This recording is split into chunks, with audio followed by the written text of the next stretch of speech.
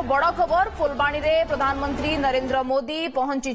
ये वर्तमान गुरुत्वपूर्ण खबर फुलबाणी एयर स्ट्रिप रे प्रधानमंत्री नरेंद्र मोदी पहुंची सेठारू सीधासलख सभास्थल को जिबे सेठारे प्रधानमंत्री नरेंद्र मोदी को मध्य हजार हजार लोक माने सेठी मध्य अपेक्षा करिसेंती बीजेपी कार्यकर्ता माने अपेक्षा करिसेंती विजय संकल्प समावेश रे जोगदेवे प्रधानमंत्री नरेंद्र मोदी एवं सेठारे संबोधन मध्य करिवे अशोक ब्रह्मा आमर ब्रह्मपुर ब्यूरो चीफ सीधासलख फुलबाणी सभास्थल आम सहित जोड़ी होती अशोक मोदी वर्तमान प्रधानमंत्री नरेंद्र मोदी पहुंची सारी फुलबाणी एयर स्ट्रिप रे कौन वर्तमान चित्र सामना को आसुची एवं अपडेट कौन वर्तमान रो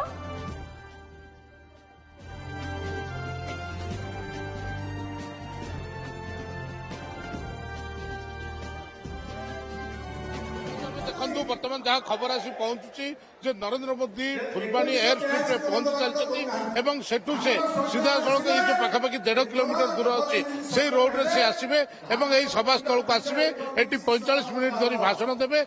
पूरा पूरी कड़ा सुरक्षा व्यवस्था करा लोकों भीतर उत्साह जमी